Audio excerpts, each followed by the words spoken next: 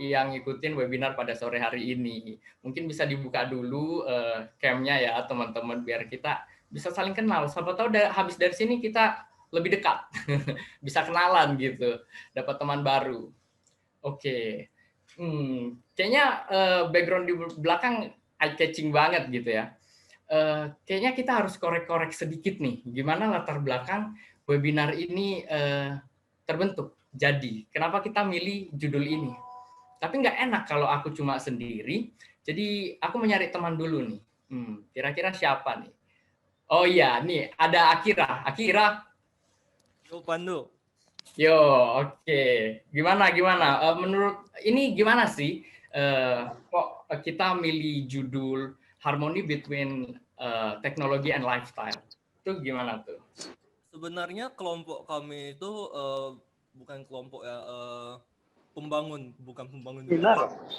Pembuat webinar ini kita semua itu melihat situasi yang sangat kritis seperti ini, seperti pandemi COVID ini, dan kita melihat masalah terbesar yang para murid-murid ataupun jangankan murid-murid, orang dewasa juga mengalami hal yang sama begitu. Jadi masalah terbesar kita yang kita hadapi bersama itu adalah di mana kita masih kurangnya self control. Jadi self control di sini kita masih gak ada kontrol atas teknologi. Jadi seperti teknologi yang mengontrol kita begitu.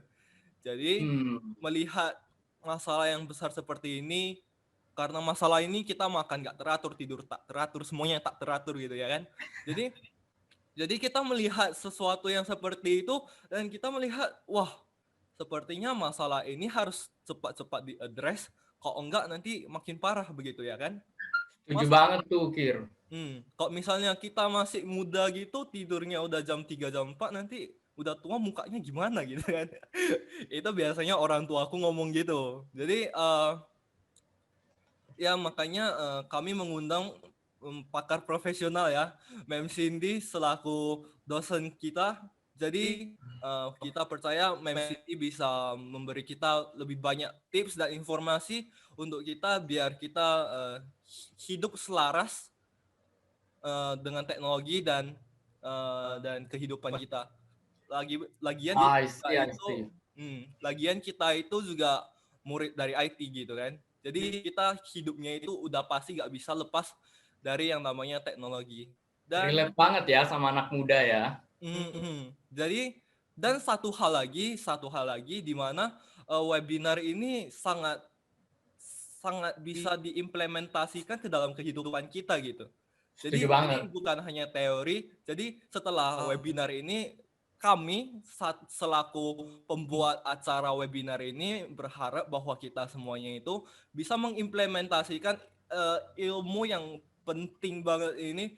Yang kenapa aku bilang penting, karena ini untuk long run juga gitu ya kan. Karena nggak mungkin satu hari kamu tidur teratur, besoknya nggak lagi gitu kan. Jadi ya ini bagus banget untuk kita semua. Oke, I see. Ya. Nah, Kir, ini webinar ini bakal seru banget nih, Kir. Kira-kira lu tahu nggak kenapa ini bakal seru parah nih? Kenapa nih? Nih, aku kasih tahu ya, ada 3 hal yang ngebuat webinar ini bakal seru parah. Yang pertama, kita akan bagiin e-sertifikat. Jadi kita akan kasih link buat teman-teman di pertengahan webinar. Nanti teman-teman bisa klik linknya aja, terus nanti bakal dapat e-sertifikat. Yang kedua, kita punya hadiah Rp50.000 pulsa yang bisa teman-teman dapatin. Tapi gimana caranya tuh?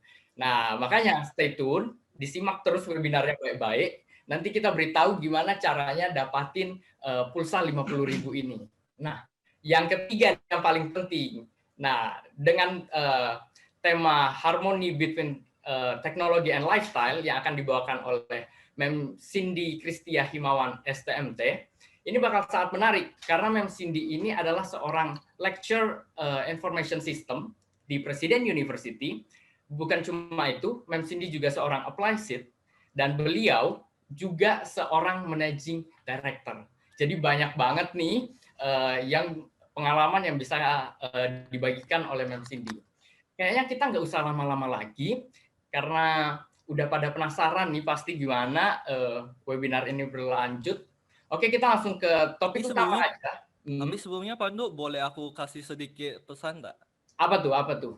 Jadi pesan kita untuk kali ini itu bukan pesan dari webinar ya, tapi pesan dari aku pribadi gitu. Jadi background ini udah kita desain dengan indah begitu Oh ya. ya. Jadi alangkah baiknya kalau misalnya para teman-teman kalau misalnya tidak mengganggu privasi kalian ya, kalau tidak mengganggu privasi kalian boleh dibuka videonya dan pasang background kece ini. Iya.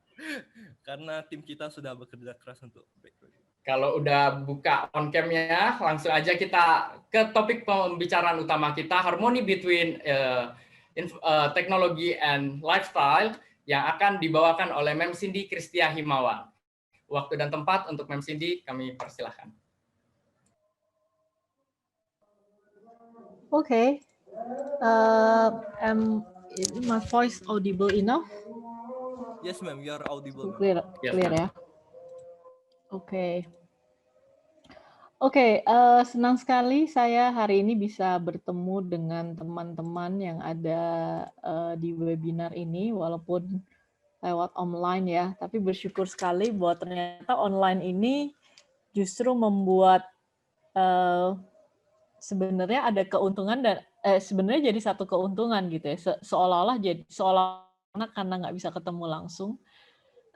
Tapi sebetulnya saya merasakan sangat beruntung gitu ya bisa webinarnya secara online. Jadi mungkin Kostenivka tahu ya, saya 2 hari ini sebetulnya demam. Sampai tadi pagi untungnya saya sudah membaik gitu ya. Cuman kalau saya kebayang kalau seandainya saya harus ke Cikarang untuk nyetir gitu ya, which is saya tinggalnya di Bandung, pasti saya nggak akan mungkin bisa untuk jadi speaker di webinar gitu ya. Tapi untung banget ternyata sekarang online sehingga kalaupun saya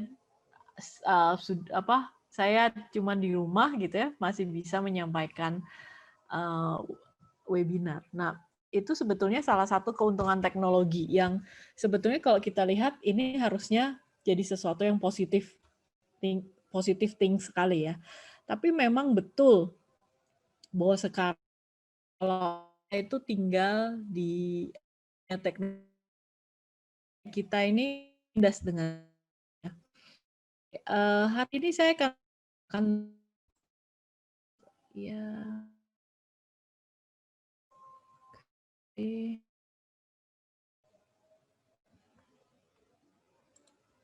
Oke, screen saya sudah kelihatan ya.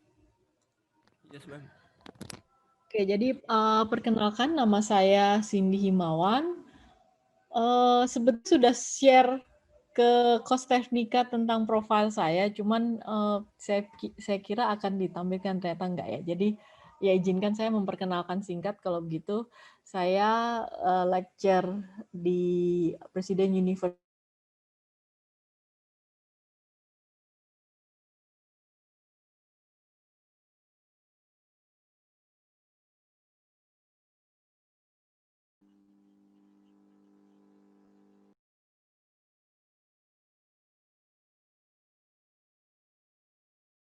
juga memiliki usaha consulting bersama dengan suami saya yang bernama Aplicit. Jadi karena background saya adalah certified SAP, jadi saya sempat menjadi konsultan di beberapa negara, sehingga setelah saya pulang, saya mendirikan consulting bersama dengan suami saya. Kemudian selain itu saya juga ingin mengajar supaya saya bisa sharing apa sih yang saya pernah lalui sebagai consulting. Oke.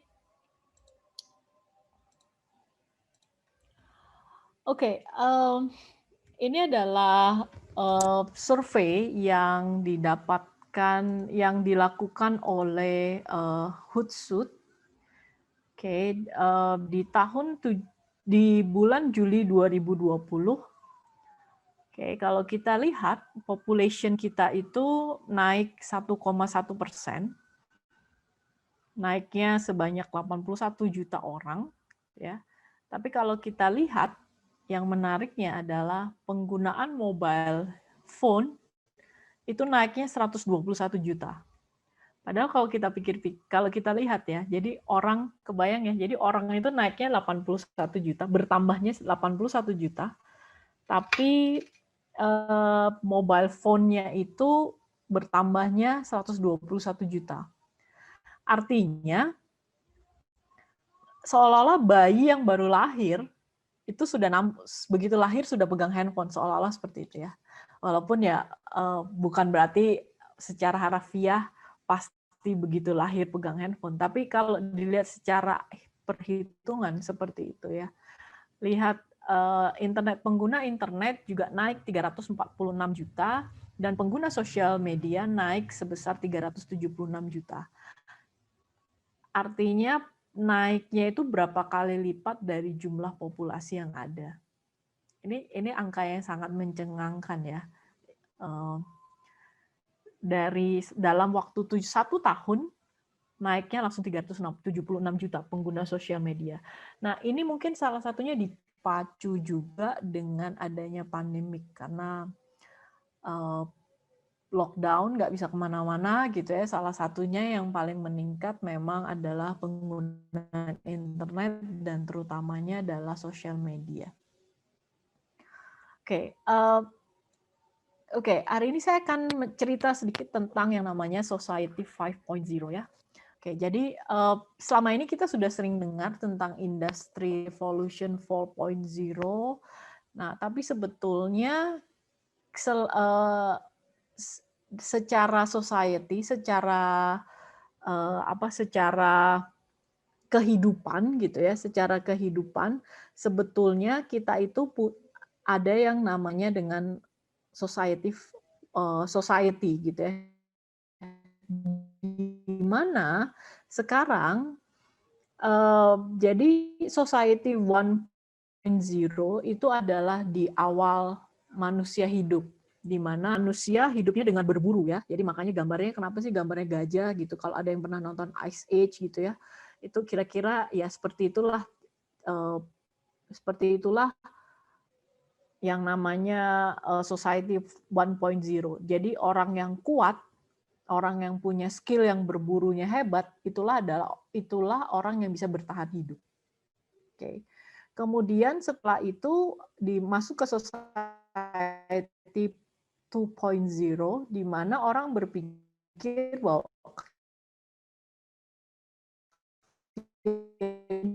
kalau di Society 1.0 itu kalau mau makan berburu, kalau mau makan konsep yang namanya belum menyimpan makanan gitu ya, belum berpikir jauh, pokoknya kalau saya lapar saya berburu, kalau saya nggak lapar ya udah nggak usah berburu gitu. Tapi juga kalau misalnya selesai berburu, hasilnya habis, ya sudah. Berarti mau makan ya harus berjuang lagi gitu ya. Tapi di Society 2.0 mulai muncul namanya agrarian society. Manusia mulai berpikir bahwa nggak bisa terus-terusan berburu seperti itu.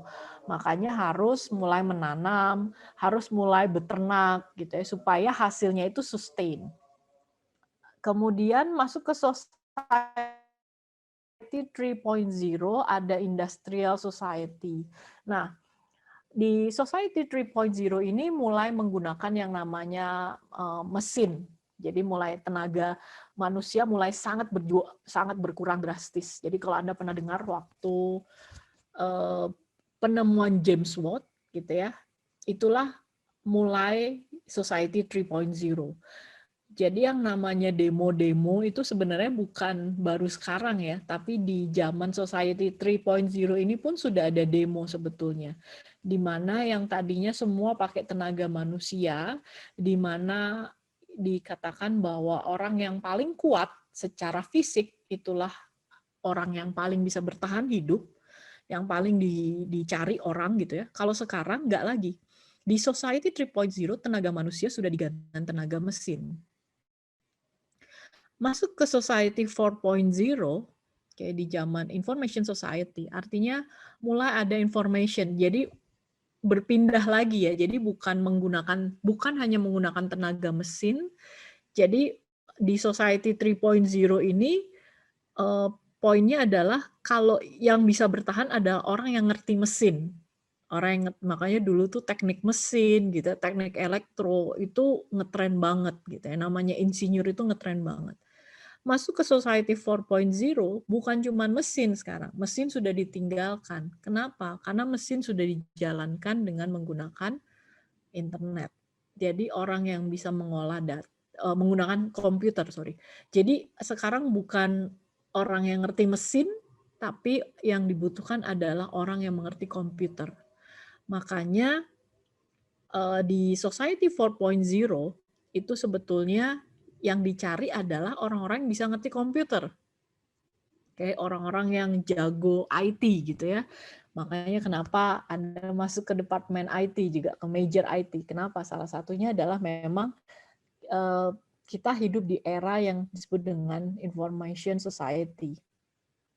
Nah, tapi sekarang kita sedang beralih lagi ke yang namanya Society 5.0. Memang Society 5.0 ini diprakarsainya oleh Jepang, oleh negara Jepang, di mana negara Jepang ini kekurangan manusia yang ada di usia produktif gitu ya. Jadi Jepang ini sekarang kebanyakan penduduknya adalah penduduknya yang sudah mulai usia pensiun gitu ya. Jadi penduduknya sudah banyak yang tua-tua. Yang muda-muda itu sudah nggak ada. Sehingga kekurangan tenaga kerja. Jadi kalau itu ironis banget ya, kalau di Indonesia kita kebanyakan tenaga kerja gitu ya, sehingga kita rebutan, bingung mau kerja apa. Kalau di Jepang ini sekarang justru sedang mengalami kekurangan tenaga kerja, sehingga muncul yang namanya Society 5.0, di mana teknologi ini harus bisa membantu yang namanya kehidupan. Jadi bukan cuma sekedar membantu pabrik gitu ya, membantu perusahaan, karena selama ini Society 4.0 itu fokusnya adalah IT untuk membangun perusahaan. Tapi kita maunya sekarang harusnya kita tinggal di mana IT itu bukan hanya membantu perusahaan, tapi juga bisa membantu kehidupan sehari-hari. Itu makanya disebutnya sebagai society. Nah, jadi kalau kita lihat kaitannya dengan society dengan industry revolution. Jadi sebetulnya yang tadi saya katakan lagi, jadi di society 3.0 di mana dimulai ada yang namanya penemuan mesin uap itu ya oleh James Watt, di first industrial revolution itulah mulainya society 3.0. Kemudian ada second industrial revolution, dan sekarang kita sudah di fourth industrial revolution.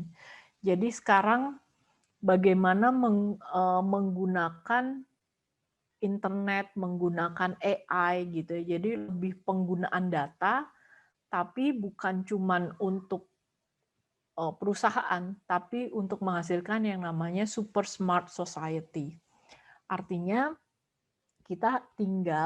nantinya kita hidup dengan teknologi yang akan tanda kutip mengenakan gitu ya. Jadi kita akan hidup dengan mengenakan, dienakin sama teknologi gitu ya. Jadi teknologi will serve our life. Oke, untuk saya mau kasih movie sedikit ya untuk Society 5.0 ini. Apakah suaranya kedengeran?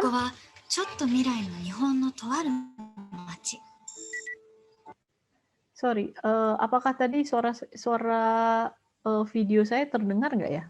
Kedengaran, Mem. Terdengar, Mem. Kedengaran ya? Oke, saya ulang ya, sorry.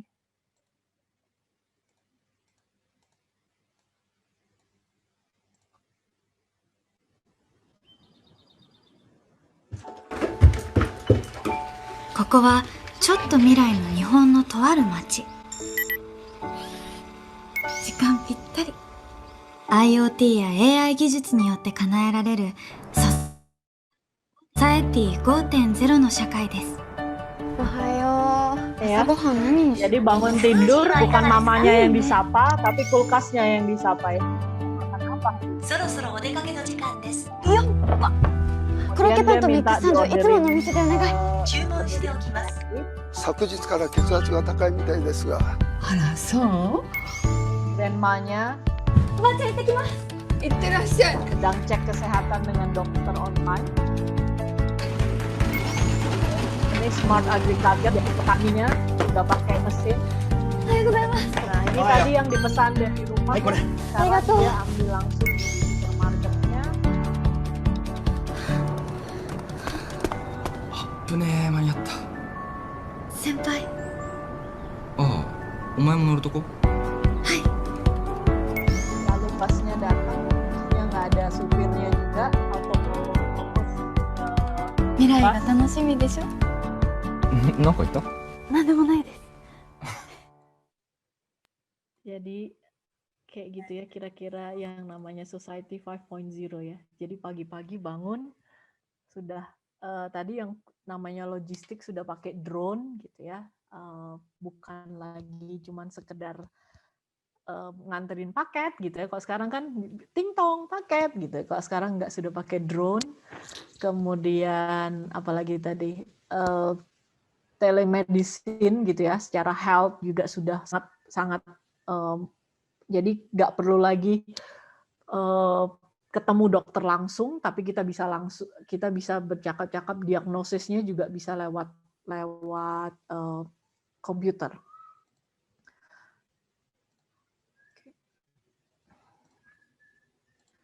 Oke, kemudian jadi Society 5.0 ini tentu saja mendatangkan kebaikan sebetulnya. We have very positive impact in many ways, like in the tourism. Sekarang di masa pandemik, gimana caranya membangkitkan tourism? Jadi salah satunya menggunakan virtual tour.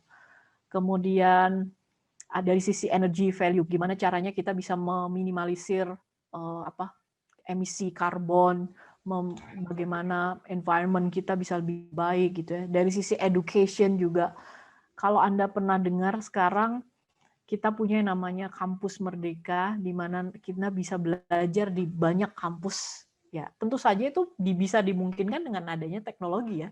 Jadi Anda kalau mau belajar di Presiden University, Anda mau sambil belajar di ITB, Anda mau sambil belajar di California juga bisa gitu. Itu tentu saja bisa terbuka dengan adanya teknologi. Secara pharmaceutical, sekarang juga orang sudah bisa berkonsultasi dengan dokter tanpa harus tatap muka, diagnosanya lebih akurat dengan menggunakan chatbot gitu ya. Banyak hal yang sudah sangat having a good impact by the technology. Lalu bagaimana dengan di Indonesia? Nah, di Indonesia sendiri, ini survei yang dilakukan di tahun 2020, di mana sama di Indonesia sendiri penggunaannya juga meningkat. Oke, penggunaan internet di Indonesia meningkat setiap tahunnya hampir 100 orang gitu ya meningkat. 100 juta orang meningkat, tapi di Indonesia sendiri itu sekarang kita masih di area Society 4.0. Jadi walaupun pertumbuhan internet user di Indonesia itu meningkat, tapi Indonesia itu belum siap ke arah Society 5.0. Jadi kalau ditanya Indonesia sendiri itu masih di 4.0. Kenapa? Karena Indonesia masih mempersiapkan yang namanya penggunaan IT hanya masih di kalangan perusahaan. Jadi belum di area lifestyle sebetulnya. Kenapa? Karena salah satunya adalah secara infrastruktur belum siap. Teknologi kita belum siap gitu ya. Walaupun mungkin sebentar lagi lah. Karena salah satunya yang mendukung Society 5.0 itu adalah pemerataan internet ya.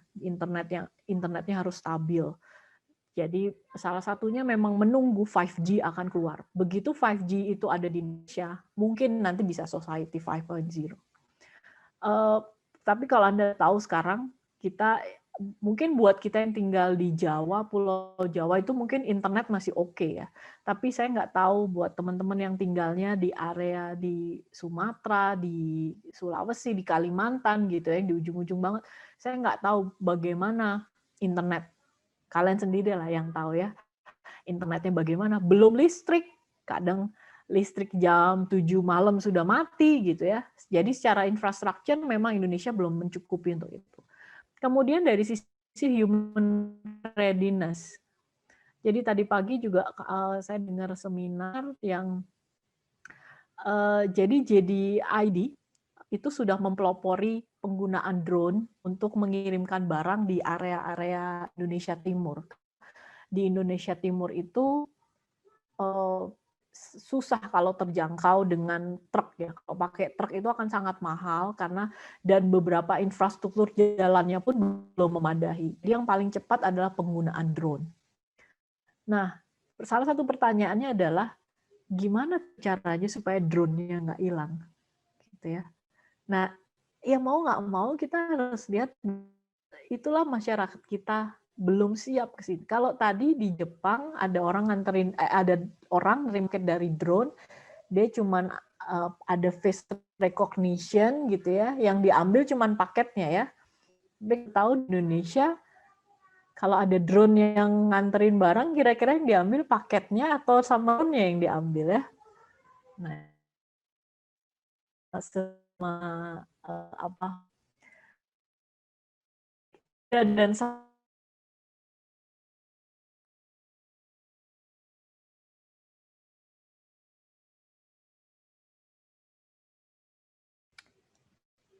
mari kita lihat nih ya.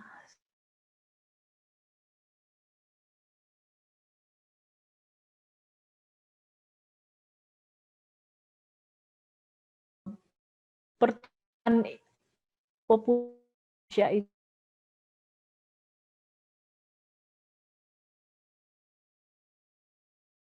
tapi lihat mobile itu penggunaan internet gitu ya, yang subscribe. Mobile ini yang untuk punya nomor handphone. Yang punya nomor handphone itu 355. Jadi lebih banyak daripada jumlah penduduknya. Jadi kebayang ya, jadi kalau bayi begitu lahir seolah-olah udah langsung punya nomor handphone. Kemudian internet usernya 150, jadi setengah lebih. Oke, lihat ya, pengguna sosial media, pengguna yang aktif dan yang menggunakan secara mobile itu lebih dari setengahnya. Jadi setengah dari populasi Indonesia itu sudah punya sosial media. Kemudian penggunaan internetnya yang menggunakan internet setiap hari, 79% itu menggunakan internet setiap hari ya. Ini yang at least once per week. Ini kayaknya ini orang-orang yang cukup aneh ya kalau once per week ya. Apalagi once per month atau less than once per month ya. Kayaknya aneh banget. Ini sebenarnya yang aneh yang 79% atau yang 1% sebetulnya ya. Kemudian tapi mari kita lihat apa sih sebenarnya yang dilakukan ya. Jadi rata-rata dalam satu hari menggunakan 8 jam 36 menit. Artinya betul kalau kita tidur kan sebenarnya 8 jam ya. Jadi sebenarnya kita hidup kan 16 jam. Jadi satu hari kita punya 24 jam, di mana kita tidur 8 jam, berarti kita punya 16 jam ya. Sehingga 16 jam ternyata setengah dari masa hidup kita itu dihabiskan untuk internet. Itu belum, jadi nggak tahu tuh, sudah termasuk produktif atau belum ya. Sosial medianya menghabiskan waktunya 3 jam, 3,5 jam. Mendengarkan musik 1,5 jam, ngelihat TV dan lain-lainnya 2 jam lewat ya, hampir 3 jam. Mobile activity menggunakan mobile messenger 96%. Oke, ini jadi dari lihat penggunaannya. Melihat video 95%. Main game 83%.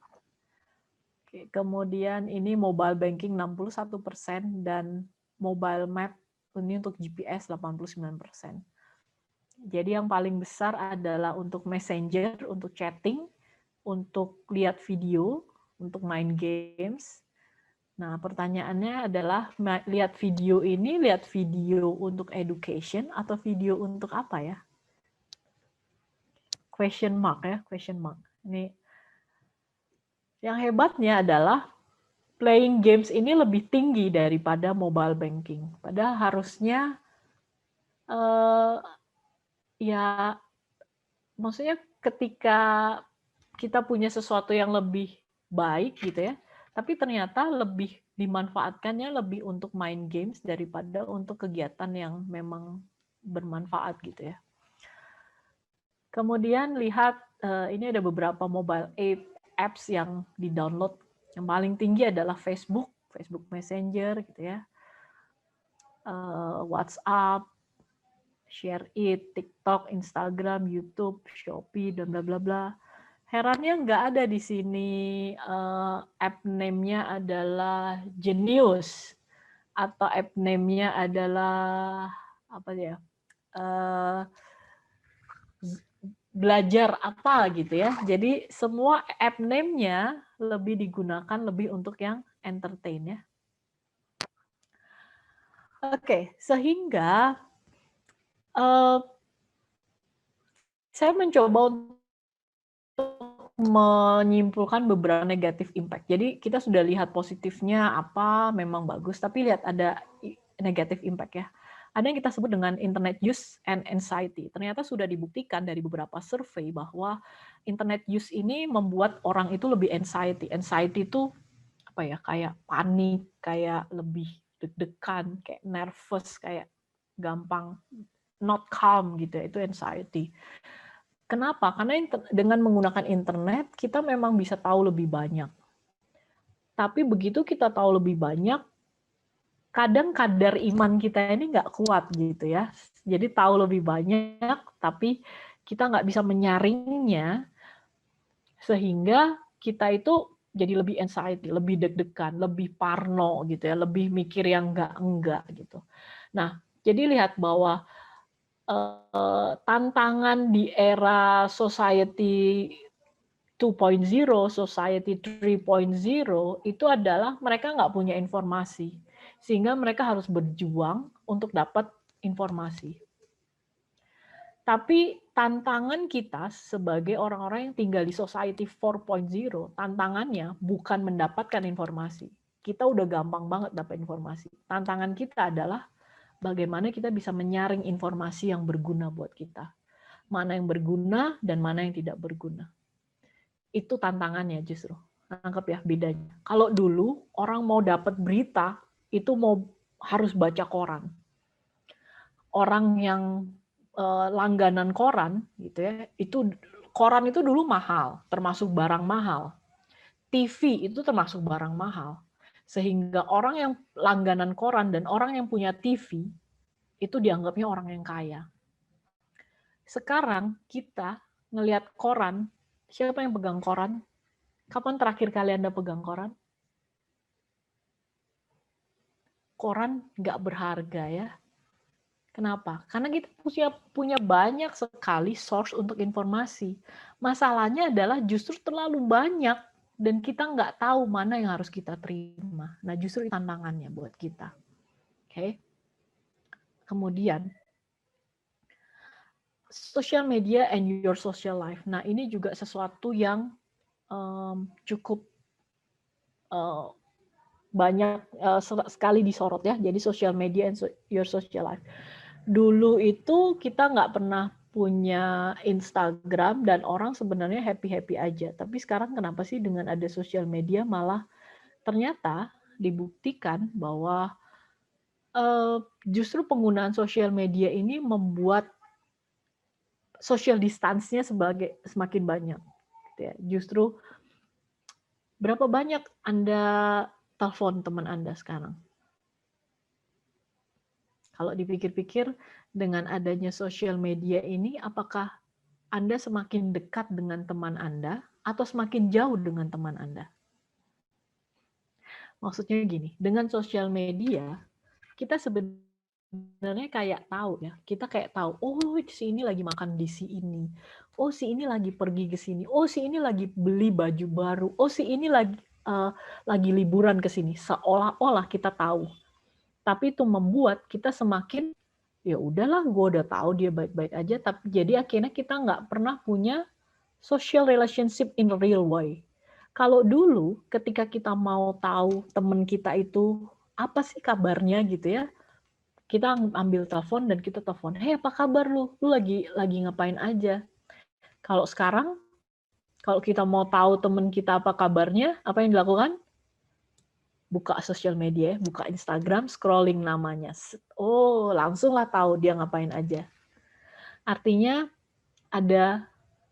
jangan terlena dengan yang namanya sosial media ya, bahwa seolah-olah kita jadi dekat, seolah-olah karena kita tahu kondisinya dia dengan sosial media, bukan berarti sebetulnya kita sedang punya social connection yang real.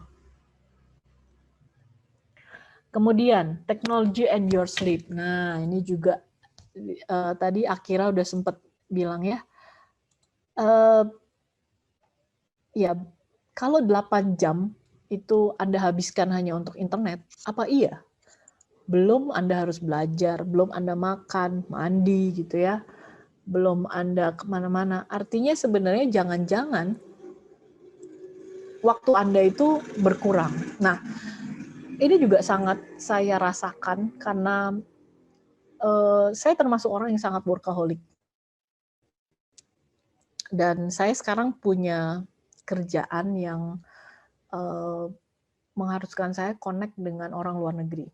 Oke, jadi saya sedang ada project untuk orang Texas, sehingga saya seringkali mengikuti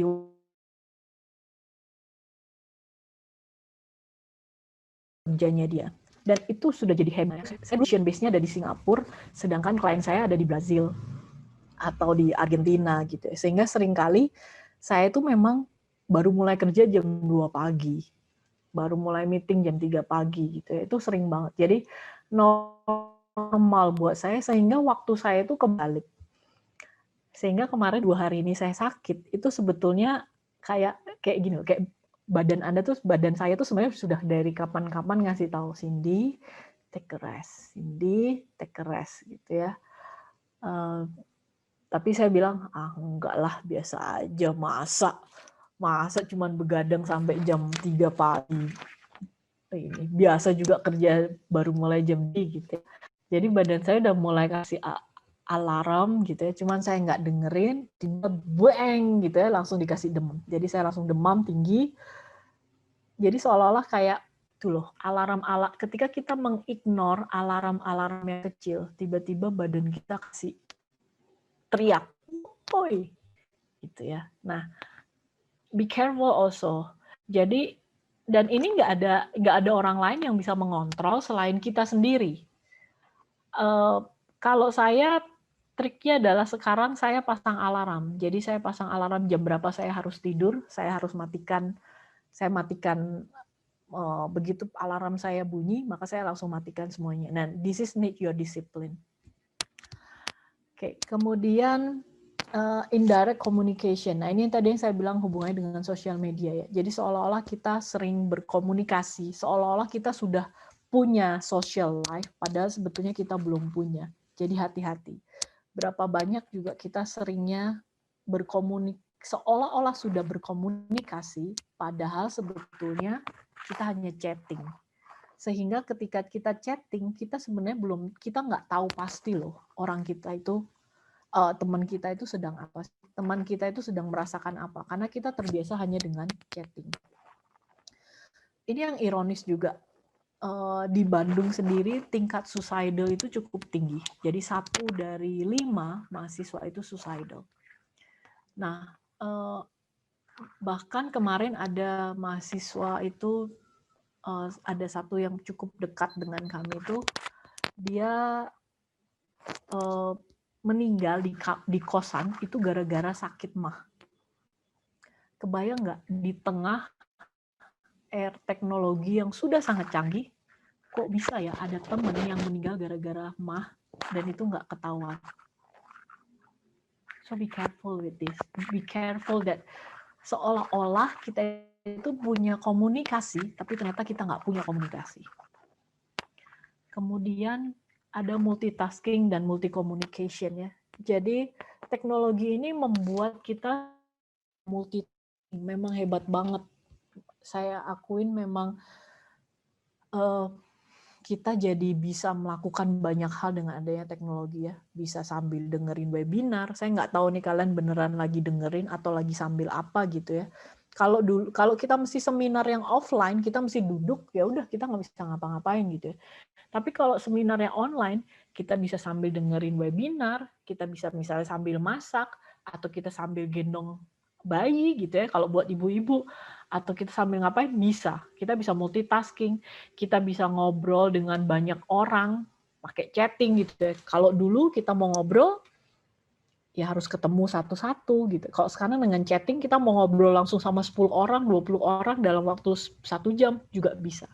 But be careful with this. Karena sebetulnya ada yang bilang gini, multitasking and multi-communication is actually a bullshit. Actually, you can't do that. Actually, it makes you drenched. Actually, it makes you overwhelmed. Okay? Betul, manusia itu bisa memang untuk multitasking, but be careful with it. Karena pada dasarnya manusia itu butuh fokus. Manusia itu butuh butuh satu nggak mungkin sebetulnya untuk melakukan multitasking itu, ya mungkin sesekali oke lah, tapi kalau terus menerus nggak akan bisa. Ada kalanya pada satu titik Anda akan merasa bahwa Anda overwhelmed, jadi benar-benar kayak Anda tuh di stretch sampai Anda merasa Anda nggak mampu. So be careful with this. Oke. Oke, ini ada beberapa ini adalah chart yang saya dapatkan dari ini karena nggak cukup ya screen-nya, jadi saya lupa mencantumkan dari source-nya. Ini adalah application yang digunakan, perbandingan adalah dengan application yang digunakan dan apakah orang itu happy atau tidak.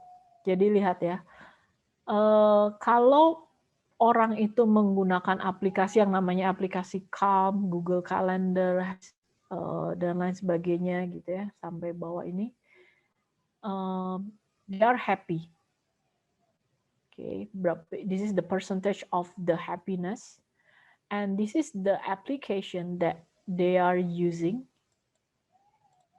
Okay, ini aplikasi yang digunakan dan user itu jadi nggak happy. Jadi lihat ya, kalau ternyata dibuktikan bahwa kalau kita pakai Facebook selama 59 menit per hari, itu bisa disimpulkan 64% hidupnya tidak happy. Ini menurut survei ya, bukan berarti bahwa Anda akan seperti itu, belum tentu. Instagram, kalau 54 menit sehari dihabiskan untuk Instagram, 51% user merasa tidak happy. Oke, ini hanya survei dan saya tidak bilang bahwa Anda pasti happy atau tidak happy, tapi ini kebanyakan orang seperti ini. Jadi lihat di sini, semakin banyak, ini ada aplikasi dan berapa banyak mereka menghabiskan waktu untuk aplikasi tersebut ya. Jadi Netflix ini semakin banyak menggunakan Netflix 80 menit sehari, semakin dia tidak happy. Lucu ya, padahal Netflix ini kan untuk entertainment, harusnya semakin happy dong ya. Tapi ternyata menghabiskan waktu di Netflix semakin banyak, semakin tidak happy. Begitu juga dengan phone, YouTube, set, dan lain sebagainya. Lihat bahwa ternyata survei membuktikan bahwa semakin banyak kita menggunakan handphone, semakin banyak sebetulnya jadi we will feel unhappy. Ini bukan saya yang bilang ya, tapi ini survei ya. Oke. Berikut juga dengan ini. Jadi ada 4 sosial media yang diambil. Oke, kemudian ada beberapa dampak yang didapat. Jadi menggunakan 4 sosial media ini sama-sama membuat orang kekurangan tidur. Yang semakin banyak, yang paling parah adalah Facebook. Ini bikin orang nggak tidur. Fear of missing out. Nah, ini yang real. Ini yang mungkin harus saya highlight untuk khususnya anak-anak muda. Apa sih maksudnya fear of missing out? Ada yang tahu di sini apa yang maksudnya FOMO ini? Apa itu? Fear of missing out. We always want to be updated with the latest technology, with whatever is happening with our friends, with our colleagues, with our circle. That Yes, if we do don't not want have to any be left out. information, kita takut gitu kehilangan. Yeah, thanks. And this is very real. Oke, jadi kayak kita ngelihat kayak tadi teman-teman saya pergi lunch out gitu ya. Sebenarnya saya diajak sih. Saya diajak, tapi saya bilang, aduh, saya tadi pagi ada seminar. Saya tadi pagi ada seminar sampai jam 12. Kemudian saya bilang jam 1 saya ada seminar lagi, jam 3. Jadi, so this is my third seminar actually for 2 days. Tapi ngelihat mereka happy gitu ya, terus saya tuh ada perasaan memang, aduh, kok gue nggak ikut dinner gitu ya. Kok gue nggak ikut lunch gitu ya. Tapi kalau dipikir-pikir, ya in this time gitu, in this pandemic, ketika orang kok masih berani keluar gitu ya dengan apalah segala macam, tapi tetap ada yang rasanya kayak di hati gitu ya, kok gue nggak ikutan ya gitu ya, kok gue nggak diajak ya, aduh kok gue nggak punya baju baru ya, aduh kok gue nggak bisa beli ini ya, aduh kok orang tua gue nggak begini ya, aduh kok temen gue nggak begini ya. Nah itu salah satu yang namanya dengan fear of missing out. Nah this is very real, okay, among the I cannot say you as a teenager anymore, right? So how I address you as a young girls gitu, as a youngster these days, this is very important ya. Terus that ada bullying, ada body image, anxiety, depression, loneliness gitu. Ini hampir ada negative effect-nya adalah seperti ini. Tapi walaupun demikian, sebetulnya ada sisi positifnya juga. Ada access to health advice, jadi semakin tahu health advice. Kemudian untuk yang orang-orang yang depresi, yang tadinya malu untuk speak up, sekarang mereka bisa menggunakan teknologi untuk tahu apakah saya depresi atau tidak, bisa reach out gitu ya. Jadi kalau depresi harusnya bagaimana.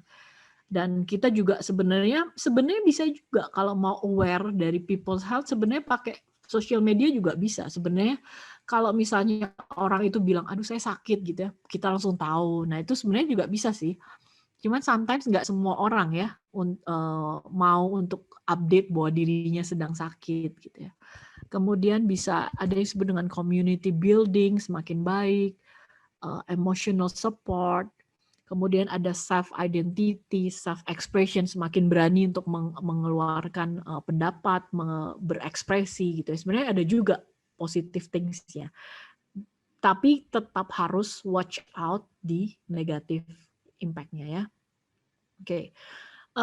Ini ada hal yang ada satu poster yang menarik yang ini sebenarnya dibuat untuk anak SMA. Tapi mungkin Anda baik juga kalau Anda bisa membatasi, jadi aplikasi dan website apa yang sebaiknya Anda akses. Oke, jadi Anda bikin list, sebaiknya saya buka aplikasi dan website apa saja. Itu yang Anda harus bikin list. Mungkin Anda nggak nge-list nama websitenya langsung, tapi Anda bisa me-list misalnya Anda itu harus buka website yang berkaitannya dengan apa saja sih. Jadi kalau di luar itu ya jangan dibuka. Misalnya, karena saya sukanya adalah memasak misalnya. Oke, jadi aplikasi yang saya buka harus berhubungan dengan masak, berhubungan dengan ini gitu ya. Tapi yang memang yang benefit.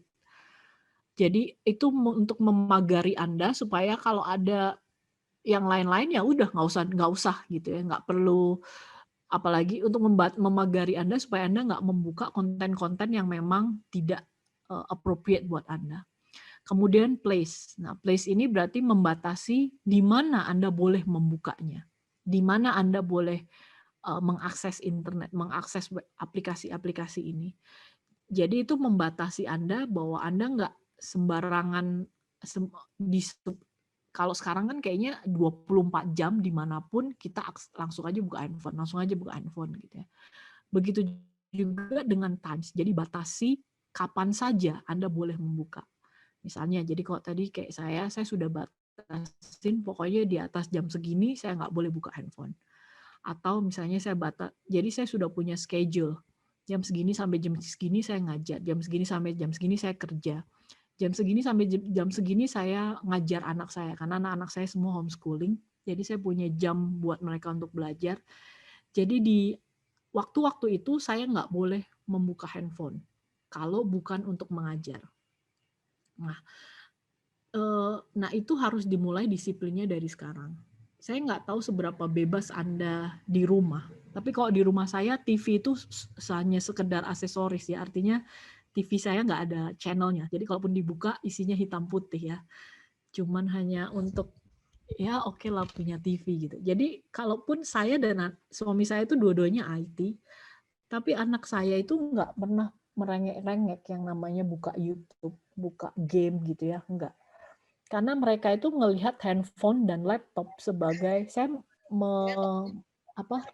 saya mengajarkan ke mereka laptop dan handphone itu bukan alat main, itu bukan entertain, bukan. Itu adalah alat belajar dan bekerja. Jadi ketika mereka mau pegang handphone, saya tanya, kamu mau ngapain? Mau belajar? Oke, boleh. Saya bukain situs belajar. Dan kebetulan di handphone saya pun memang tidak ada game sih. So, handphone suami saya juga tidak ada game. Tapi itu yang melatih mereka bahwa mereka dari kecil melihat nggak ada tuh yang namanya anak-anak saya yang nangis-nangis minta nonton YouTube gitu ya, nggak ada. Tapi itu lebih mudah untuk mengontrol mereka. Termasuk kalau misalnya mereka mau nonton YouTube, itu bukan video anak-anak gitu ya, tapi itu kontennya konten belajar. Kalau mereka nanti ya saya contohnya, jadi anak saya itu masih main yang kalian tahu nggak sih yang masukin bola ke air gitu ya, yang pakai kanan, yang dipencet kanan kiri gitu ya. Nah mereka itu mainnya masih main seperti itu. Jadi mainnya masih mainan jadul yang which is sebenarnya nggak masalah. Yang penting adalah mereka tahu bisa gain control dulu. Tapi banyak anak sekarang kan yang anak umur 2 tahun gitu ya, nggak mau makan kalau nggak nonton YouTube. Nah, itu sudah bahaya. Jadi ini salah satunya gimana caranya Anda bisa mengontrol diri Anda ya. Tentukan apps dan website apa. Jadi sekarang Anda lihat ke handphone Anda, ada aplikasi apa saja yang Anda install. Kalau menurut Anda itu tidak membuat benefit, langsung uninstall. Place, tentukan di mana saja Anda boleh. Lihat, kalau Anda di meja makan, boleh nggak pegang handphone? Kalau di peraturan saya, di meja makan nggak ada pegang handphone. Waktu, kapan saja Anda boleh membuka handphone, tentukan waktunya. Oke? Nah, memang mau nggak mau kita hidup di era teknologi, sehingga mau nggak mau, so we cannot stop the waves ya. Kita nggak bisa bilang teknologi stop dong, nggak bisa. Teknologi akan terus berkembang dan terus akan berkembang. We will not be able to stop the wave, the information technology waves. But we have to learn how to surf, how to ride the wave, how to ride the technology. Jadi kalau ditanya, wah nanti bahaya dong ya, kita akan ketinggalan sama robot, kita akan kelindas sama robot. Ya betul, kalau Anda tidak belajar how to ride the wave, kita akan kehilangan pekerjaan. Tapi selama kita belajar untuk riding the wave, untuk riding the IT, untuk control ourselves, kita pasti bisa. Percaya bahwa kita itu diciptakan sebagai human existence yang utuh. Tuhan menciptakan kita lebih sempurna dari robot apapun, dari Intel prosesor apapun. Kalau sekarang iCore i7 kita itu bukan I7 lagi. Kita itu mungkin sudah I100 gitu ya. Tuhan ciptakan kita sempurna. Jadi percaya bahwa harusnya kita mampu, kita bisa kontrol IT. Kita nggak akan bisa dikalahkan oleh siapapun. Bukan berarti kita jadi sombong ya. Tapi maksudnya kalau dilihat bahwa kita dengan IT, harusnya kita nggak boleh kalah sama IT. IT boleh berkembang 100 kali lipat, society boleh jadi 100, society 100.0, kita tuh tetap the fully human creation yang paling highest level gitu ya, nggak bisa digantikan oleh ciptaan apapun. Teknologi secanggih apapun itu ciptaan manusia, kita ciptaan Tuhan. Jadi harusnya kita yang paling hebat.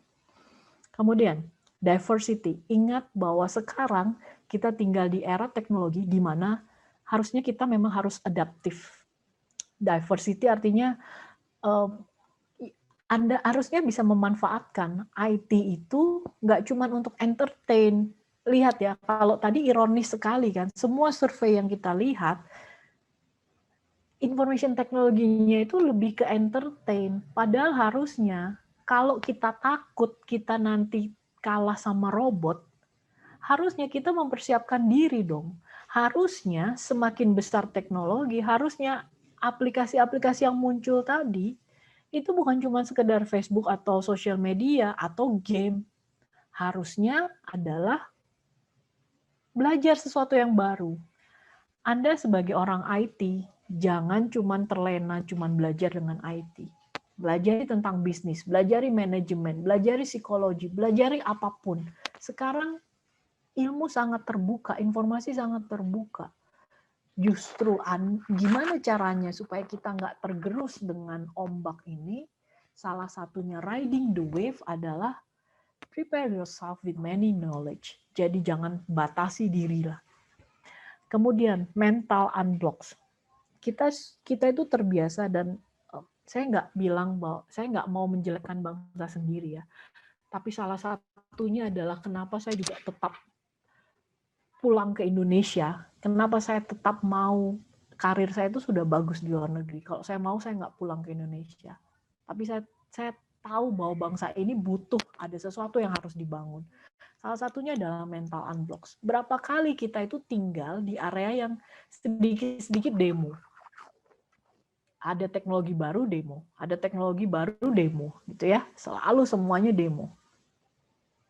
Si ini, wah kita nggak boleh. Ini saya kebetulan karena saya orang Chinese, jadi saya berani bilangnya, wah bahaya nih import dari China, begini ya. Negara kita kalah dong, bla bla bla. Wah ini bahaya nih, kita dikuasai oleh antek apa gitu ya.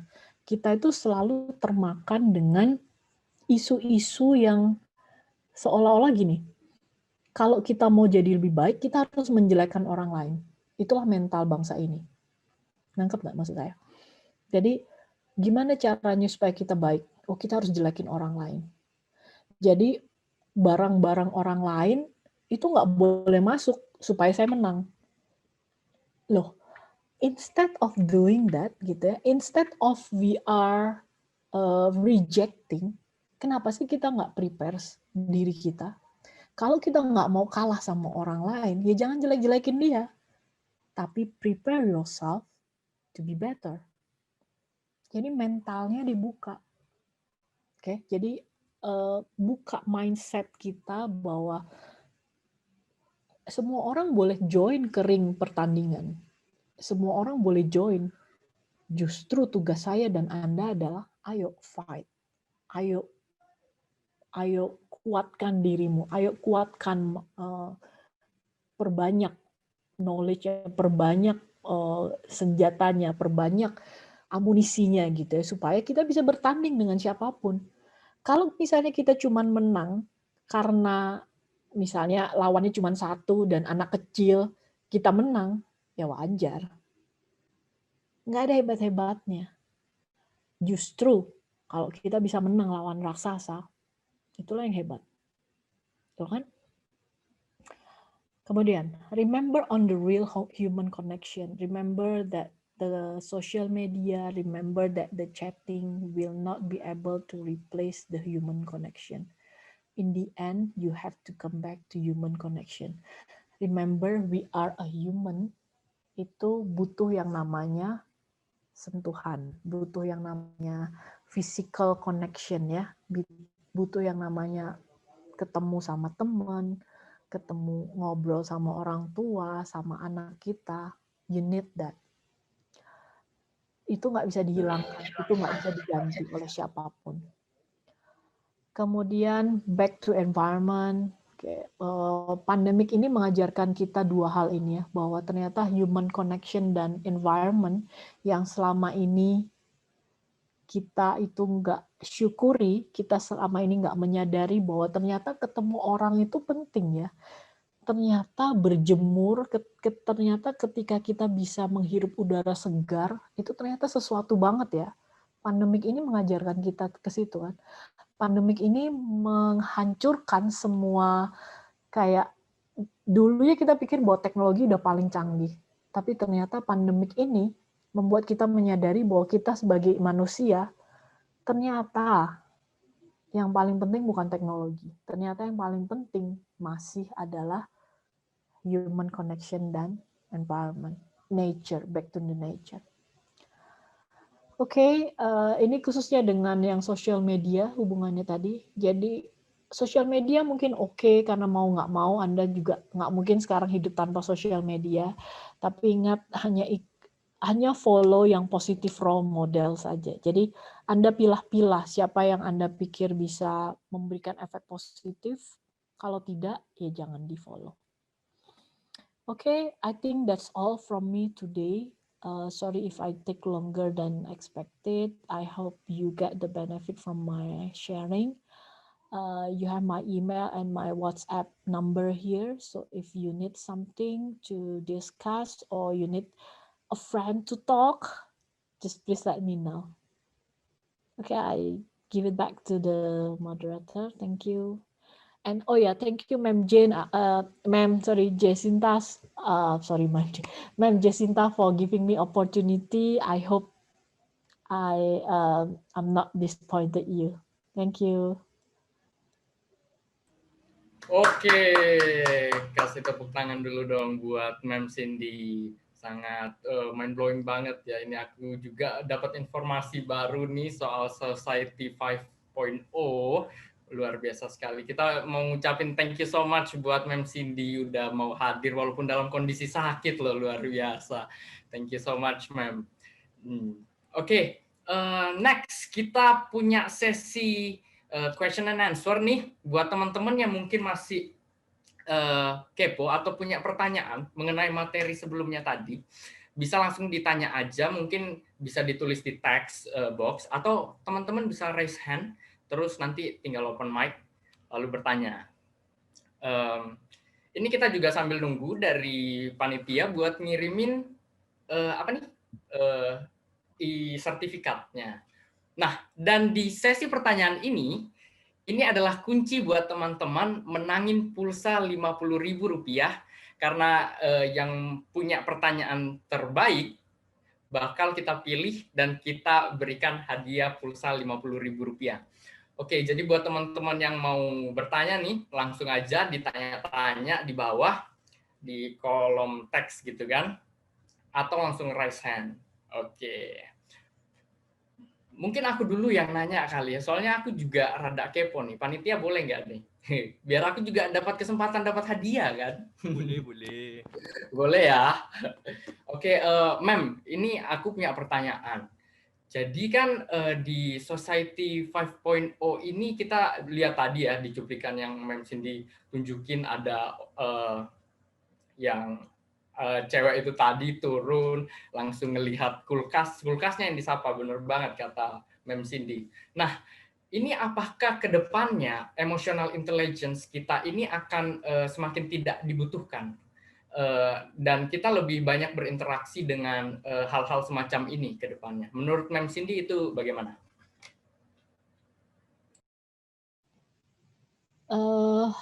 Iya, tadi kondisinya adalah, jadi Society 5.0 ini kondisinya adalah memang diciptakan oleh orang Jepang, oke? Di mana di mana tadi yang saya katakan bahwa orang Jepang ini kekurangan yang namanya usia produktif. Sehingga mau nggak mau, jadi kalau di Indonesia, kalau di Jepang itu nggak ada yang namanya ART gitu ya, asisten rumah tangga itu nggak ada. Kenapa? Ya karena nggak ada usia produktifnya, kebanyakan sudah tua-tua gitu ya. Sehingga mau nggak mau, yang menyapa pagi-pagi bukan mbak. Jadi yang menyapa ya kulkasnya yang harus ngomong. Beda kalau di Indonesia ya. Nah kalau di Indonesia sendiri, makanya kenapa belum bisa ke Society 5.0, karena memang sebenarnya tenaga manusia di Indonesia masih sangat banyak. Usia produktif kita masih sangat banyak. Sehingga kalau di Indonesia sendiri mungkin akan, kalau menurut saya ya, yang namanya ngobrol sama kulkas itu masih agak lama lah ya, masih jauh lah ya. Kecuali mungkin nanti di usia Anda yang sudah, mungkin ketika nanti zaman-zaman kalian kalau sudah menikah gitu ya, kalau kayak misalnya kayak saya, Mem Jacinta, itu kayaknya lebih prefer tetap ada manusia ya dibandingin kayak apa tadi ya, ngobrol sama AI gitu ya. Bahkan sekarang sudah ada yang namanya korden itu bisa dibuka otomatis gitu ya. Jadi saya punya teman di Surabaya. Di Surabaya itu banyak orang-orang kaya sekali katanya. Jadi yang dia di rumahnya itu sudah pasang AI untuk kayak gitu. Jadi bisa buka tutup korden otomatis. Pagi-pagi jam berapa kita bisa set, dia buka sendiri. Terus misalnya ada orang datang, tamu datang, dia bisa menganalisis tamunya ini lagi sedih enggak, lagi apa gitu. Jadi musik yang dipasang itu bisa otomatis sesuai dengan moodnya orang itu. Termasuk minumannya bisa diprediksi juga berdasarkan ini. Jadi ada face recognition-nya gitu ya, orang ini lagi gimana moodnya, jadi musiknya harus dipasang apa, minumnya harus dibuatin apa. Nah untuk pasang itu sekitar 2 miliar. Terus saya bilang, kalau saya sewa ART 2 miliar itu udah bisa sampai berapa tahun itu ya. Udah bisa sampai berapa tahun, bisa saya suruh belanja, saya suruh masak, saya suruh apa gitu ya. Ya just kidding lah, tapi maksudnya, tapi tentu saja itu preference balik ke orang masing-masing. Cuman kalau menurut saya di Indonesia sih mungkin masih agak lama untuk bisa Society 5.0 ya. Sampai sedemikian itu masih sangat lama sih. Oke, thank you, Mem. Ini ada yang mau nanya lagi nih, Mem. Tapi tar dulu, sebelum itu aku mau nginfoin, ini dari panitia udah ngirimin link buat teman-teman untuk ngambil e-sertifikat. Nanti setelah ini teman-teman boleh diklik linknya atau di-save dulu aja linknya. Oke, kita lanjut ke pertanyaan. Ini ada pertanyaan dari Bintang, Mem. Anak kelas kita nih. Mem, saya mau tanya, apa pengaruhnya digital life atau teknologi ini pada social awareness kita dan empati kita, terutama apa pentingnya pada hidup kita? Terima kasih. Gimana tuh, Mem? Oke, digital life pada social awareness ya, yang paling kerasa adalah kalau dulu berapa banyak Anda itu kalau lagi ngantri bisa ketemu teman baru, atau kalau Anda duduk di kereta atau duduk di pesawat gitu ya, Anda bisa ngobrol dan make new friends. Anda sadarin itu nggak? Atau mungkin nggak ya? Atau kalian masih terlalu kecil mungkin untuk itu ya? Tapi kalau zaman saya ya, mungkin zaman Mem Jacinta juga mungkin tahu ya, kerasa ya. Jadi kalau kita dulu yang namanya duduk di kereta atau duduk di pesawat lama, atau ngantri sesuatu yang lama, itu akhirnya membuat kita, jadi kita bisa make new friends. Tapi kalau sekarang, begitu ngantri, apa yang kalian lakukan? Buka handphone masing-masing kan? Jadi begitu kita ada jarang banget, justru aneh. Nah, saya itu justru dulu nggak terlalu begitu ya. Justru saya lebih suka, atau gini deh, biasanya ketika Anda ada yang di grup bilang, saya sakit, atau misalnya dia ngabarin di grup, oh si Pandu sakit. Sebenarnya reaksinya apa? Di grup rame ya, get well soon Pandu, get well soon Pandu. Tapi berapa banyak sih yang benar-benar langsung chatting pribadi atau telepon pribadi untuk nanya, Pandu, how are you doing? Waduh, Ya nggak? Jadi Ya, seolah-olah kita tuh sudah empathy, tapi sebenarnya apa iya itu empathy atau hanya karena yang enak lah udah diumumin di grup, masa gue nggak bilang get well soon gitu kan? So is it the real empathy atau enggak? Jadi kayak kemarin saya tiba-tiba, jadi karena kemarin saya sore down banget, saya nggak ini, terus malam-malam ibu saya bilang, kamu dapat parcel buah loh. Hah? Siapa? Saya bilang kan. Oh ternyata ada dari salah satu temen yang tahu kalau saya sakit. Terus saya bilang, saya nggak bilang bahwa harus kirim parcel bahwa itu memang real friends ya, tapi you know, that is what we call with the real connection. Terus padahal teman saya ini tinggalnya jauh. Terus saya bilang, loh, terus kamu kirim buah ini? Ya enggak dong, kan kita sekarang sudah ada yang namanya Gojek, yang udah bisa mesen cari buah yang dekat dengan kamu. Lihat, teknologinya kepake, teknologinya tetap kepake. Kalau nggak ada teknologi, nggak bisa tuh kirim buah yang paling dekat dengan rumah saya. Tapi action-nya ada juga gitu loh. Jadi nggak cuma sekedar get well soon gitu ya. Tapi beneran asking dong, how are you doing? Nah, itu yang sekarang nggak ada. Oke. Oke, jadi tergantung nih siapa penggunanya dan digunakan untuk apa. Bisa aja teman sakit kayak Mem Cindy ini langsung dibeliin buah dari tempat yang jauh gitu, pakai Gojek, jadinya dekat. Oke Mem, ini kita ada pertanyaan lagi Mem ya dari Lazuardi Muhammad Azizi. Ini anak kelas kita juga Mem, IT 4. Pertanyaannya gini nih, seru juga pertanyaannya nih. Menurut Mem Cindy, kira-kira apa yang menyebabkan aplikasi-aplikasi atau layanan hiburan seperti Netflix, Instagram, dan lain-lain itu justru mendapat skor yang buruk untuk kesehatan mental orang-orang? Apa mungkin orang-orang yang sedang down dan stres menghibur diri mereka dengan aplikasi itu? Atau justru setelah menggunakan aplikasi itu, emosi orang-orang justru memburuk? Menurut Mem gimana nih?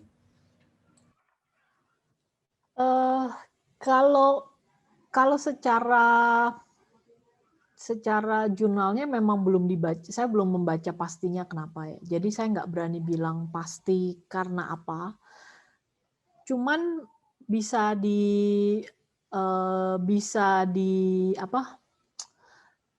dibayangkan begini.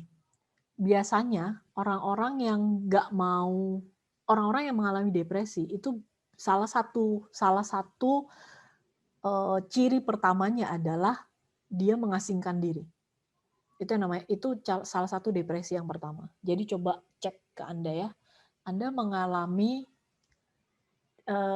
depresi nggak? Karena salah satu ciri yang pertama tadi, dia menarik diri dari lingkungan. Nah, karena dia menarik diri dari lingkungan, jadi apa sih yang bisa dilakukan? Ya salah satunya, ya dia buka entertain yang bisa membuat dia happy gitu loh. Jadi dia berusaha untuk mengalihkan perhatiannya dia yang harusnya, jadi gini, sebenarnya lawannya depresi itu apa? Ketemu sama orang. Cuman itu sebetulnya. Semakin Anda depresi, semakin Anda merasa ingin menarik diri dari lingkungan Anda, artinya Anda harus semakin keluar untuk ketemu sama orang. Itu pesan saya ya. Jadi begitu Anda mulai merasa kesepian, kemudian Anda merasa bahwa udahlah gue sendiri aja, udahlah gue nggak mau ketemu teman, disitulah justru semakin Anda itu sebenarnya butuh teman. Oke, jadi Anda begitu mulai merasa sendiri, langsunglah cari teman. Cari temannya yang baik ya, jangan cari temannya yang aneh-aneh. Nah, jadi tadi, sehingga ketika orang yang mulai depresi itu ketika menarik diri, salah satunya adalah dia mencari hiburan-hiburan apa yang bisa menyenangkan hati, mengisi kekosongannya. Tapi semakin Anda mengisi sesuatu dengan yang tidak pada tempatnya, Anda akan merasakan semakin frustasi. Misalnya gini, Anda haus, tapi Anda dikasih makan. Atau Anda haus, tapi dikasih kipas angin. Anda seneng nggak sih sebenarnya? Jadi yang salah bukan jadi ketika Anda haus, tapi Anda dikasih makanan terus gitu kan, dikasih makanan terus, Anda lama-lama kesel kan? Yang salah makanannya atau salah jawabannya gitu loh. Ngerti nggak maksud saya ya? Jadi bukan makanannya yang salah, tapi karena Anda sebetulnya bukan butuh makanan, Anda tuh butuh minuman. Nah, sama seperti tadi, bukan Netflix-nya sebetulnya yang salah sih. Tapi sebetulnya orang-orang ini mencoba mencari sesuatu dari Netflix dan mereka nggak dapetin itu.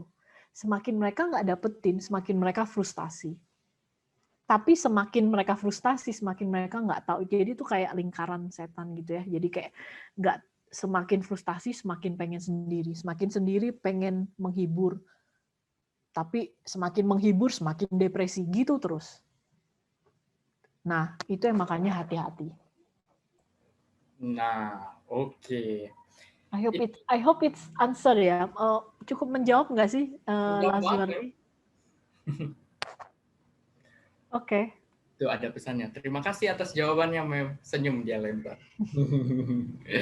Oke, ini ada pertanyaan terakhir nih kayaknya, Mem, karena waktu kita juga udah mepet. Ini dari salah satu panitia kita. Akira mau bertanya. Jadi Akira, silakan waktu dan sempat. Jadi Mem, dari pembuatan webinar ini dari awal sampai akhir, dari perencanaan sekalipun Mem, ini semuanya terinspirasi dari satu pertanyaan saya Mem. Jadi jujur saja saya itu adalah pecandu ya. Bukan pecandu apa-apa ya, bukan yang ngeri-ngeri ya Mem ya, tapi saya itu pecandu YouTube gitu Mem. Jadi YouTube itu seolah tanpa YouTube itu udah seperti TV bagi saya gitu. Jadi dulu itu orang zaman dulu itu kan nonton TV, tapi saya itu nontonnya YouTube, itu bedanya. Jadi pertanyaan saya itu, saya ini adalah seseorang yang sangat against dengan bidang entertainment. Seperti misal orang yang buat entertainment video gitu Mem, saya sebetulnya enggak membenci, cuman saya against gitu. Seperti kalau misalnya saya mau menjadi entertainer, saya enggak mau. Kalau misalnya mau menjadi game developer, karena kan game itu kan untuk entertain juga begitu. Jadi kalau misalnya saya mau jadi game developer, saya sendiri juga enggak mau jadi game developer. Jadi menurut saya itu seperti salahnya itu kan di dua sisi tuh. Orang biasa sama orang yang membuat entertainment seperti itu ya kan. Dan saya melihat, karena saya setiap hari itu saya berkeliling di dunia entertainment itu, saya melihat sama sekali tidak ada informasi ataupun pengembangan yang diberikan kepada orang. Dan menurut Mem, apakah ini salah dari pembuat entertainment atau yang mendengarkan? Kok misalnya yang salah itu kita, apa yang harus kita lakukan? Dan kalau misalnya yang entertainment yang salah, apa yang bisa kita lakukan untuk menghentikan? Kira-kira gitu. Okay. I hope my voice quite clear because suddenly there's a big truck hitting my neighbor. So, okay. Oke, jadi gini. Ini secara ilmu ilmiah ya. Mungkin Ma'am Jacinta bisa membantu benar atau tidak. Jadi gini. Ada yang namanya otak kecil, otak depan, bagian depan, frontal cortex kalau kita bilang ya, itu di bagian depan.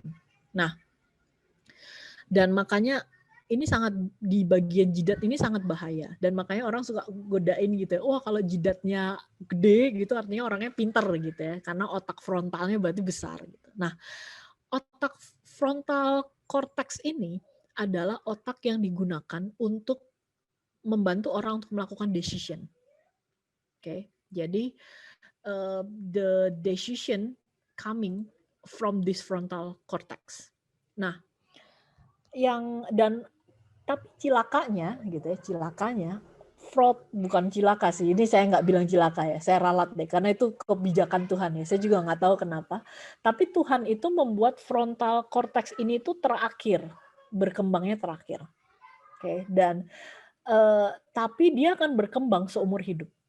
Jadi dia akan berkembang makin, bukan berarti semakin gede gitu, bukan, tapi maksudnya dia akan dilatih, semakin dilatih gitu ya. Nah, jadi yang namanya addiction, any kind of addiction, itu mau drugs addiction, mau game addiction, mau sex addiction, porn addiction, what kind of addiction, itu sebetulnya yang diserang adalah frontal cortex. Okay, which is means once your frontal cortex become addicted with something, ya berarti dia nggak bisa menentukan lagi dengan baik, nggak bisa decide lagi dengan baik. Kenapa? Ya kan tadi karena frontal cortex-nya itu sudah kena. Nah, masalahnya adalah tadi any kind of addiction loh. Mau addict sama permen pun itu disebut dengan addict, dan itu bisa merusak frontal cortex kita. Oke. Nah, Mas, balik lagi ke YouTube ya. YouTube itu sebenarnya nggak salah memang. Kalau kamu nontonnya nonton yang baik, nonton education yang baik, ya nggak salah.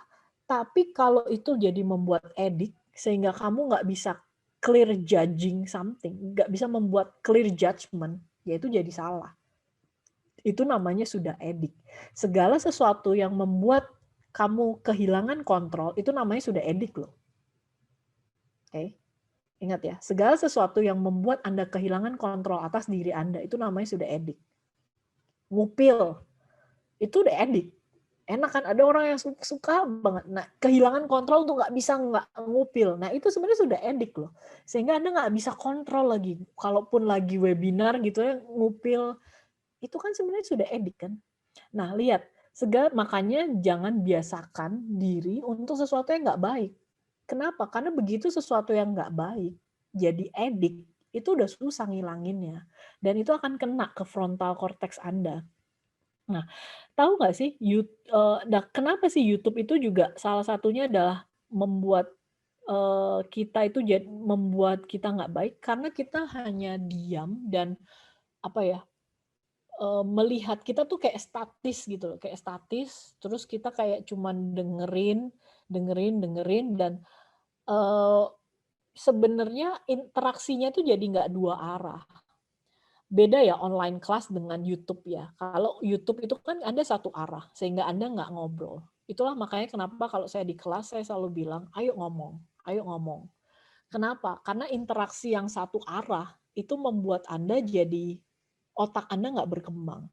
Nah, ketika otak Anda nggak berkembang, ya Anda statis. Tahukah Anda, anak-anak sekarang, anak kecil sekarang, itu banyak yang namanya speech delay. Pernah dengar nggak ya? Jadi anak-anak zaman sekarang, anak itu kan ngomong minimal umur 2 tahun, 3 tahun gitu ya. 4 tahun itu harusnya sudah lancar. Kalau anak-anak sekarang tuh enggak. Banyak sekali Anda datang ke rumah sakit, itu ada yang namanya, sekarang sudah ada yang namanya klinik tumbuh kembang anak. Kenapa? Karena banyak anak yang nggak bisa ngomong sekarang.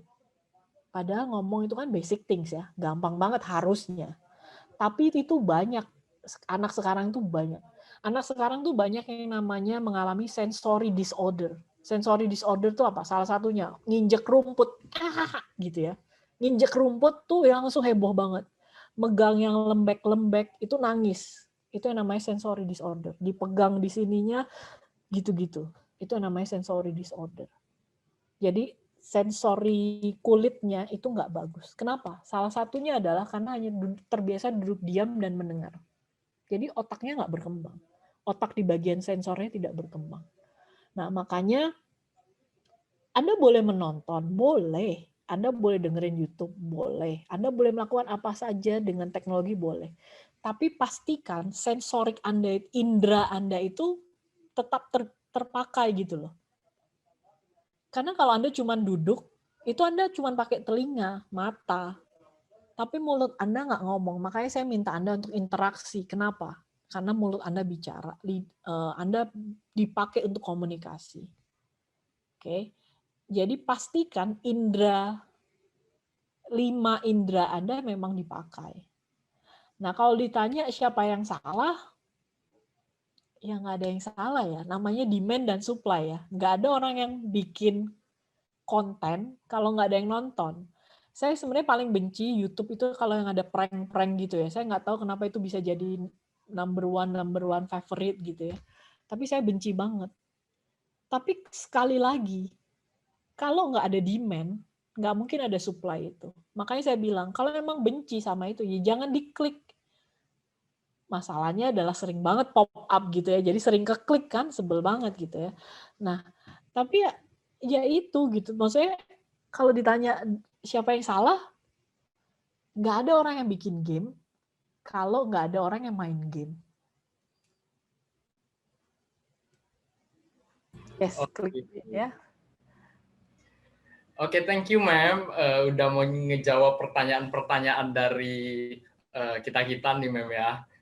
Nah, ini sesi Q&A-nya udah kita tutup nih. Jadi yang terlambat ikut atau nggak sempat ikut, nggak dapat kesempatan buat menangin pulsa 50.000 nih. Sayang banget ya. Nah, selagi panitia ngerundingin siapa yang dapatin hadiahnya, aku mau minta tolong mungkin buat teman-teman ngasih pesan dan kesan nih mengenai webinar ini. Mungkin ada yang mau kasih pesan dan kesan buat kita-kita para panitia, boleh ditulis di teks. Oh iya, sama aku mau ngingetin satu lagi. Google Form-nya untuk sertifikat udah bisa diisi, jadi tinggal diklik aja link-nya. Oke, jadi ayo siapa yang mau kasih kesan dan pesan nih? Kita lihat. Oh, ada dari Kevin Hansel. Oh, anak IT 4 juga. Kalau menurut saya, dengan webinar ini banyak banget yang didapat. Hal baru seputar teknologi. Juga kita jadi tahu dengan banyaknya informasi, kita harus menfilter informasi yang perlu saja. Oh, asik-asik. Jadi dapat informasi banyak banget ya dari webinar ini, Kevin ya. Thank you loh udah ngasih kesan dan pesan. Oh, ini aku udah dapat pengumuman dari panitia buat siapa yang menangin pulsa ini. Dan sayang sekali karena panitia nggak boleh dapat hadiah.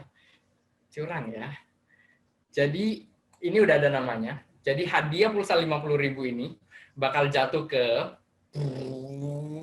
kasih beatnya dong. Oke, bakal jatuh untuk siapa tadi namanya? Tartar ya, sorry. Lazuardi Muhammad, Lazuardi, kelas 4 IT. Selamat ya, kamu dapat pulsa 50.000 rupiah loh. Bayangkan, udah dapat ilmu banyak banget. Nah, modal nanya dapat pulsa, seru banget. Jadi iri loh aku. Oke, nanti kita langsung aja kirim ke nomor kamu ya. Oke. Nah, ini kita udah mau sampai di sesi akhir nih. Tapi jangan sedih, kita mau ngambil kenang-kenangan biar selalu teringat. Jadi aku mau ngundang teman-teman buat on cam dulu dong, biar kita bisa foto bareng-bareng nih sama muka yang cantik, yang ganteng dari partisipan webinar sore hari ini. Ayo di open yuk. Sesi dokumentasi ready ya buat foto ya? Yup. Oke, nih Tartar masih pada open nih. Kita lihat dulu tuh. Ada Markus, gokil. Senyumannya itu loh. Ada Lazuardi ini nih yang menang pulsa nih, yang ngambil hak saya sebagai pemenang pulsa. Mentang-mentang menang. Suruh ganti dulu backgroundnya, nggak boleh, nggak kalau nggak diganti nggak boleh ini pulsa. Oh iya, Iya benar-benar tuh syaratnya tuh. Tuh ganti background dulu ayo lu. Ganti background dulu ya supaya pulsanya cair. Kalau nggak bakal cair tuh. Ditunggu sampai kapanpun nggak bakal keluar. Nggak bakal. Sabar ya, lagi Widih, ambil linknya. ganteng-ganteng ya. Tapi dari tadi kenapa baru buka sekarang? Kan sayang gitu. Bisa ketemu sama ketua kelompok kita yang cantik nih. Kakak Ifka gitu. Oke, kayaknya semua udah pada ready ya. Sebentar, ini mau tunggu mereka ganti background atau bagaimana? Ya di gas aja Tunggu ya. aja. Kita juga udah rada mepet. Oke ya. Oke. Oke. Mungkin sesi dokumentasi bisa mandu. Ya apa? Sesi dokumentasi bisa dipandu. Oke, kita tunggu bagian chatbox yang dulu. Oke, 1, 2, 3, senyum. Oke, page kedua, sabar ya. Di sini banyak page. 1, 2, 3.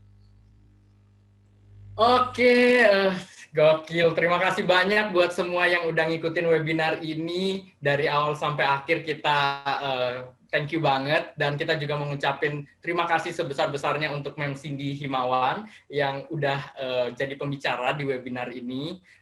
Get well soon, Mem, biar bisa kembali aktif lagi. Thank you also for the opportunity.